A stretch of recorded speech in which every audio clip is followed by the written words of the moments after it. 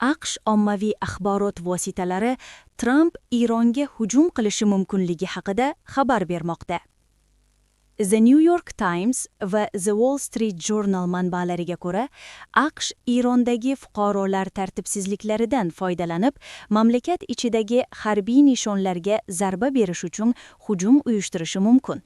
Iron hujumga uchragan taqdirda Isroil va Yaqin Sharqdagi AQSh harbiy bazalariga zarbalar bilan javob berishini ma'lum qildi.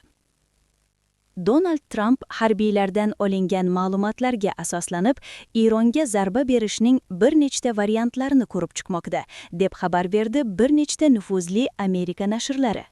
The New York Times gazetasining yozishicha, agar Oq uy Irondagi ommaviy norozilik namoyishlari qaytib bo'lmaydigan nuqtaga yetganini va rasmiylar tomonidan shafqatsizlarcha bostirilayotganini aniqlasa, hujum sodir bo'ladi. The Wall Street Journal nashrining ta'kidlashicha, Ironning bir nechta harbiy nishonlariga keng ko'lamli havo hujumi variantlar qatorida, ammo Trump hali yakuniy qaror qabul qilmagan. Manbalarga ko'ra, Trump ma'muriyati rejimning qulashi hali ham kafolatlanmagan holda Iron urushga tortilishi ssenariysidan qochishni istaydi. G'arb ommaviy axborot vositalari xabarlariga ko'ra, Irondagi norozilik namoyishlari allaqachon mamlakat bo'ylab 185 ta shaharga tarqalgan. Associated Press agentligining inson huquqlari tashkilotlariga tayanib xabar berishicha, namoyishlar paytida kamida 116 kishi halok bo'lgan va taxminan 2600 kishi hibsga olingan. Mamlakatda internet va xalqaro aloqalar uzilgan.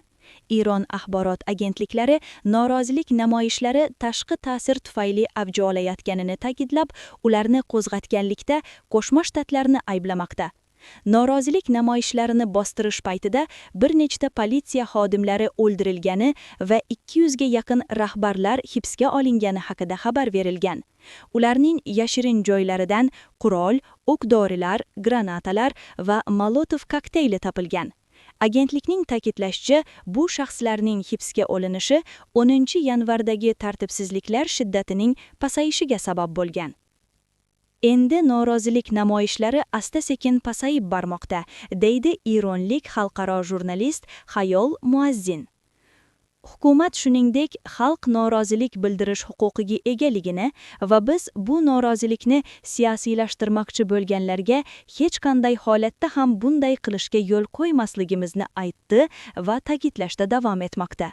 Hukumat xalq muammolarini hal qilishga harakat qilmoqda. 2 kun oldin mamlakatdagi vaziyat juda norozilik bilan bog'liq edi va internet o'chirilganidan beri norozilik namoyishlari asta-sekin pasayib bordi. Kecha Ironning aksariy shaharlari tinch edi. Ko'pchilik odamlar tanilmaslik uchun kechqurun va kechada tashqariga chiqishadi. Lekin Iron politsiyasi va razvedka idoralari zamonaviy texnologiyalarga ega. Ular hatto ba'zi norozichilarga SMS xabarlar yuborishdi. Hatto niqob taqsangiz ham biz sizning qayerda va kim ekanligingizni bilib olamiz dedisha. Va aksariyat norozichilar asta-sekin hibsga olinmoqda. Hozir hatto kunduzi ham tinch, ular tashqariga chiqmayapti. Trumpning Ironga hujum qilish tahdidlari haqida biron bir xavotir bormi? Albatta, biz Trumpning faqat omma oldida gapirish va tahdid qilishda yaxshi ekanligini bilamiz.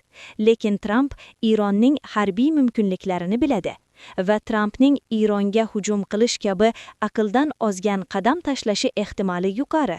Va bu oxirgi qal'a bo'ladi. AQSh va sionist rejim bilan urush. Va kecha ham oliy rahbar o'z Twitter sahifasida Iron xalqi yaqinda o'zini g'alaba qozongandek his qiladi deb yozdi. Bu AQSh va Iron o'rtasidagi muammo yaqinlashayotganiga ishora. Hozir internet holati qanday? Mamlakatda internet deyarli 48 soatdan beri ishlamayapti.